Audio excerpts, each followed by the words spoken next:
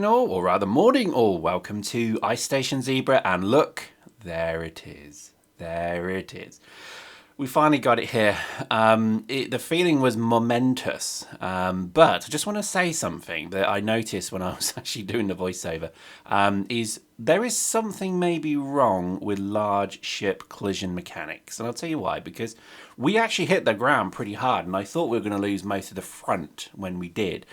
Go and have a look at it, because I was looking on I was watching, what was it, the Space Engineers stream, and they were saying one of the bugs they still have is large ship collision mechanics, and I think that was maybe the issue, because as you can see, this thing did nosedive quite hard, and there's no damage at all. So there we go. I do promise it wasn't on creative, if that makes a difference. There we go. I'm quite glad, obviously, because actually has been damage. So some of the underneath is even more jacked up, and you'll see that throughout this video. We start to look at that. There was a fair bit of damage there, but look, this game is beautiful, isn't it? So, one of the things I did, first thing I did in fact, was just place a piston on the side. This is something that I've been wanting to do for a while. After I saw the comments, I do read all the comments. You guys know this game so well. I'm really grateful for all the help you're giving me. This is amazing stuff, so thank you. Seriously, thank you. Somebody suggested from the comments that you actually put a piston down to act as a car jack, and I was very skeptical. So this is me being very skeptical with a bit of a frown on my face. But hang on, whoa, hang on, what's this? That is just freaking amazing. Thank you so much for telling me that. I had no idea how I was supposed to put wheels on this thing. I never even thought of using pistons. And as you can see, look, the underneath of it has been pretty badly damaged. I don't know. It did roll a bit as well. It did glide a bit. I don't know. We'll see. But look at me jumping for joy, quite literally. Something has gone well in the first attempt. That is a monumentous occasion for me. So I was actually quite excited about that. Now, the mission, as it stands today, is to put wheels on the thing so we can start to actually use it as a mobile base. Now, this is going to be done from the ground up, obviously. So, wheels first, as we realise we've got no plates. Fast forward, we realise very quickly that the reality of this ship is it's not engineered to do this. So we've got to cut a lot away, we've got to put wheels on it, we've got to try and make it work. And you'll see throughout this video and the next, this is really our plan to get this thing working quite well. So, challenging stuff generally is that there's not enough materials. I need to mine. I'm actually ripping stuff out the ship and then scavenging it and putting it back in different forms. So I must have cut out half the ship from the underneath now, just because it's still plates, and I just don't want to mine. I think part of me doesn't like mining on planets. I don't think this system works at all. So post in the comments if you know of a system or a structure or something that I can build that will mine the planet a lot easier than having to get into a dropship and then point my nose at something and then mine it. It just doesn't work. It feels awful. So very interested to know if people have figured out planetary mining in an easier way. I did check out some videos. I checked out the mod, the workshop, mod workshop. I couldn't find it. Oh, look at that. That was scary. So that was the jack collapsing. Now, fun fact, this happened to me once on a car when I used to work on my cars. Back in the day, I used to have an old Escort, Ford Escort. Lovely old car it was, beautiful Mark I Escort. And I bought it when it was about 30 years old already, so it was it was technically a classic, I think. And the jack fell basically down. I jacked up the car, as I have done thousands of times, and it was one of these trolley jacks. And the piston just blew, and then basically when the piston blew, the pressure went and the thing fell on me. So thankfully, it only kind of pinned me. It didn't actually crush me, which was thank God, because I still had the wheels on, thank God. But there we go. Almost died to 3.5 million kilograms of ship hitting me in the face. But there we go.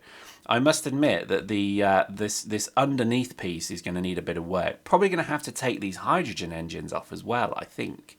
Thinking about it generally, I think they're not going to be much use. But I might keep them on for now because, ironically, I actually have so much hydrogen stored now that actually it's quite useful. Having basically sat on an ice plane, being able to put ice from Ice Station Zebra into this, it's not so bad. But there we go. Now, interesting thing here is that these are the last few bits from the underneath. This is it. This is the only thing that's propping up the ship now, these two engines, right? So we're now going to cut them away. And thank God, I wasn't thinking when I did this last one here. Look at that. Whoa. Whoa, that was close. That was meat. And so the ship is now completely on the wheels, right? And at that, I know I'm so lucky I was basically in a crevice when I did that. Look, I can't get out. So I have to crouch just to get out. But oh, that was funny. So the ship is now technically completely free to roll. And this becomes problem number 2. The biggest problem with this ship is that 4 wheels isn't going to be enough. It's a heavy ship. It's not particularly nimble.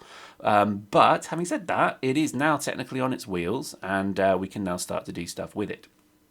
So what I very quickly find out is that I don't know how any of this works. Power, friction, dampening, it's no idea. So I just started mashing buttons and seeing what would happen. Strength seems to be the strength that you put into the wheel. Damping, I don't know. Height offset is something that I figured out later on. You'll see maybe in the next video that it's actually better to have the height offset higher, because obviously we're going to be going off terrain in this thing, hopefully anyway. And as you can see, it's starting to roll and my handbrake doesn't work. So because it's such a big ship, it actually doesn't work on a handbrake. So this became like panic session number 2, is that it was slowly, and I do mean slowly, basically climbing across the ice, and I was trying to find a way to make it stop it. I don't think even adding friction to 100% helps. It doesn't. It's just such a big ship. So I think we figured it later on, but you'll see. A lot of it comes down to you need a certain amount of wheels to offset the frictional pull of the ship. So I guess technically this is slightly downhill or something. I don't know. It is ice, so I'm not gonna shit talk it. It is ice. But I guess, yeah, this is going to be the trick now, is to figure out how to make this stop. I think challenging wise, this is probably one of the more infuriating parts of the game in a way, because I remember when wheels first came in, they were abysmal and didn't work. And I don't think much has changed, to be honest with you. Look at this. We're slowly... My biggest concern was crushing Ice Station Zebra. So a lot of it is now just making sure I don't crush that. But as you can see from my panicked clickings, I'm trying to figure out how to stop the ship, how to slow it down or do something with it. I do figure it out eventually.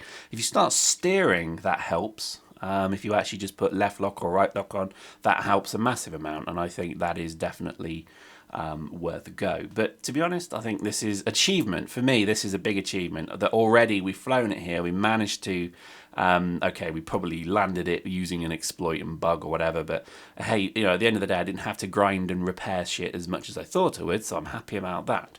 But quite frankly, this thing is going to plan. It's, well, kind of to plan.